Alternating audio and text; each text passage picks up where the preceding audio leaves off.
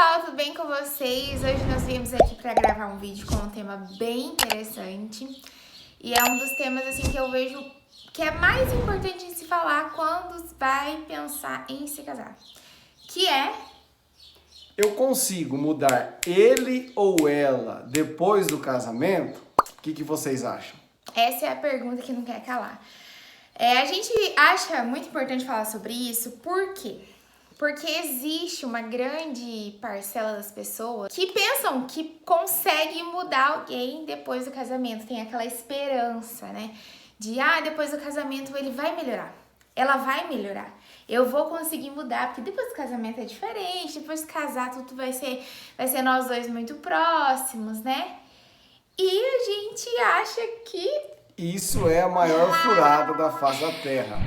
Não que não tenham os números que disso aconteceu, claro, tem, mas só que, olha, mínimos, porque geralmente e 99,9% não muda. na verdade é um risco muito grande, né? É um tiro, como que se diz? É um preço que você se paga muito caro. Porque o que a gente fala nessa questão de mudar, né? São coisas que, vamos supor, lá no relacionamento, no namoro, a pessoa já apresenta pra você. Eu costumo falar, e a gente já falou isso pra alguns amigos nossos, que assim, você tá vendo essa pessoa que você tá namorando? Você tá satisfeito com o que você tá vendo?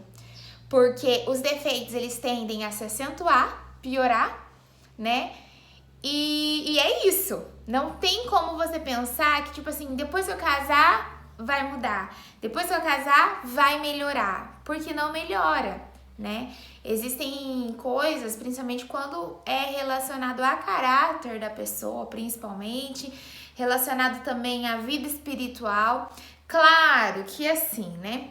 Quando existe como que eu posso dizer, uma abertura de uma das partes, fala, olha, eu quero mudar nisso, Sim, né? com Tipo, eu certeza. quero melhorar nisso, quero melhorar aquilo. Aí consegue os dois trabalhando junto, né? A gente não é tão radical nesse sentido de dizer que a pessoa não muda. A gente não acredita nisso. A gente acredita que a pessoa pode querer mudar.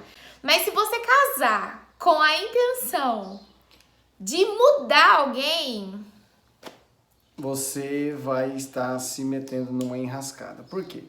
A gente está falando aqui no meio cristão, o que acontece? Às vezes ele não está no mesmo propósito dela, ou vice-versa, ela não está no mesmo propósito dele, e aí, mas eu amo muito, é uma pessoa que eu gosto demais, e depois que eu casar vai melhorar, eu vou conseguir mudar ele, vou conseguir mudar ela. Não vai. desigual, a gente pode entrar nesse assunto aqui, Pode por entrar quê? no desigual. Mas eu vou convertê-lo. Eu vou convertê-la, né? Ela não é cristã, mas vou trabalhar isso com ela. Eu amo demais, eu quero, né? É algo que a gente pode acender uma luzinha amarela aí e pedir uma atenção melhor nesse sentido. Porque depois que casa, gente, o que acontece? A gente fala assim que a romantização, a paixão, aquela coisa assim estrondorosa, ela meio que passa, vamos dizer que passa, e o que permanece é realmente o que é verdadeiro, é o que a pessoa de fato é. Porque depois que você casa, você vai ter a certeza absoluta de como a pessoa é. A gente não tem convicção de como a pessoa é. Por isso que a gente até fala mesmo, a gente casar rápido. Por que é nesse sentido de casar rápido? Não namorar para conhecer.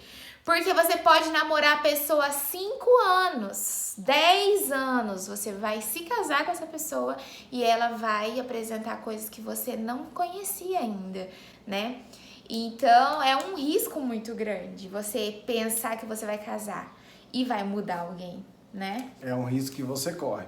Mas tem estatística, mas só que se você for pegar por estatísticas, você vai ver que a maioria dos casais dentro da igreja que tentaram mudar o outro, se você for pegar a estatística assim, a maioria acabou tipo assim, saindo do foco, acabou saindo da igreja, acabou saindo dos caminhos de Deus.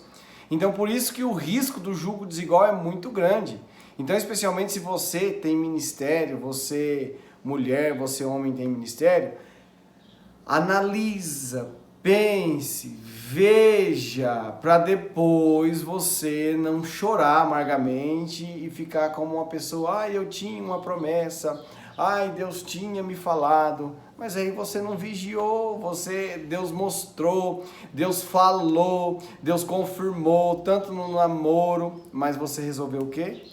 Tapar os olhos daquilo que Deus estava te mostrando. E aí entra muito essa questão, gente, que eu gosto muito de falar, que eu tenho experiência nesse assunto, da dependência emocional. E da síndrome de salvadora, né? O que acontece? O que é isso? A dependência emocional, ela entra ali dentro daqueles problemas emocionais e você acha que você precisa ajudar aquela pessoa, que você precisa, sabe? Você pensa que se você...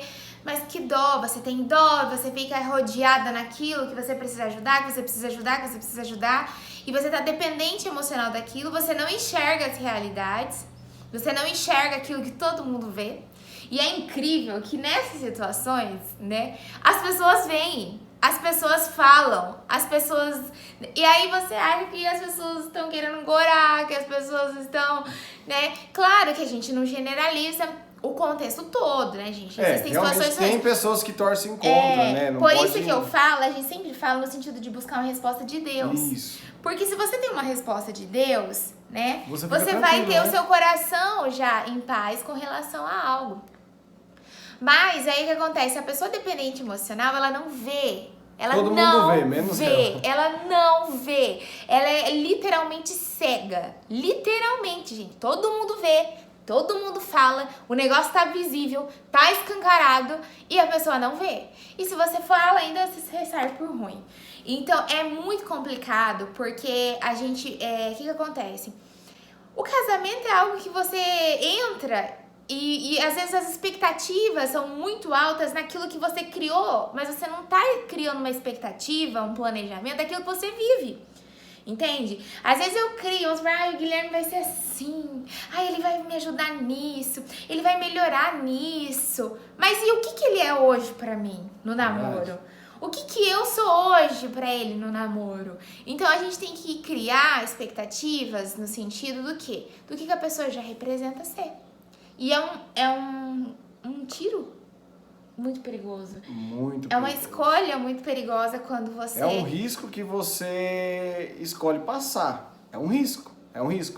Porque, você tá namorando, hoje deu uma confusão, você vai pra sua casa, ela vai ficar na sua casa e depois a raiva vai passar, tudo certo. Mas e quando você estiver morando dentro do mesmo teto? E aí, como é que faz? Brigou, vai pra casa do pai?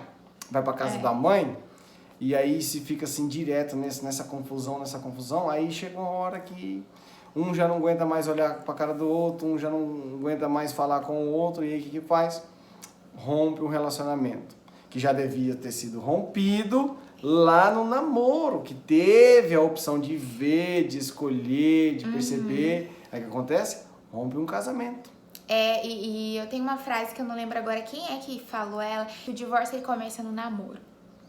O divórcio ele começa no namoro por quê? Porque você tampa os seus olhos pra não ver coisas visíveis, né? E aí vai passar por todo, se chega numa situação extrema, né? Infelizmente chega muitas das vezes numa situação extrema, aí começa a desencadear outros problemas, né? Então, é isso que a gente queria trazer pra vocês, é esse assunto. Será que às vezes você tá na dúvida, fala assim, mas eu acho que ele vai mudar, Bruna. Cuidado. Eu acho que ela vai mudar. Cuidado. Vai melhorar. Eu amo muito e vai dar certo. Cuidado. Às vezes não. Então, às vezes é pagar um preço muito caro e consequências que vêm depois muito dolorosas e que talvez poderiam ter sido evitadas. Então, nosso posicionamento com relação a isso, será que eu consigo mudar ela? Será que vai mudar depois do casamento? Será que vai melhorar? Por isso, analise as circunstâncias do seu relacionamento. Traz paz? Vive muito em confusão? Te leva para perto de Deus ou te afasta de Deus? Te leva a crescer ou te leva a ficar parado aí para baixo? Entendeu? Analise tudo isso para depois você não pegar e você chorar, se lamentar e ficar, ai Deus, mas por que isso comigo? Mas Deus não teve nada a ver, Deus te deu sinais, Deus te mostrou, Deus falou e você sabe o quê? tapou os olhos para os sinais que Deus deu. Então, analise tudo isso e muito cuidado com essa teoria de casei, ele vai mudar. Casei, ela vai mudar. Gente, isso é realmente algo que a gente precisa cuidar bastante. A gente resolveu trazer esse assunto porque a gente viu a necessidade de falar sobre isso, né? Importante nos dias de hoje, né? É importante a gente falar isso, até porque para que esse conteúdo chegue até vocês e vocês reflitam. De repente você tá passando por uma situação como essa e às vezes você tá pedindo mais uma resposta, tá pedindo mais uma, né? Tipo, eu preciso, tô na dúvida, tô pensando, então, e aí? A gente trouxe um questionamento, uma reflexão para você, para que depois lá na frente, talvez, né, você não sofra, né? Você e ambos não sofram, né?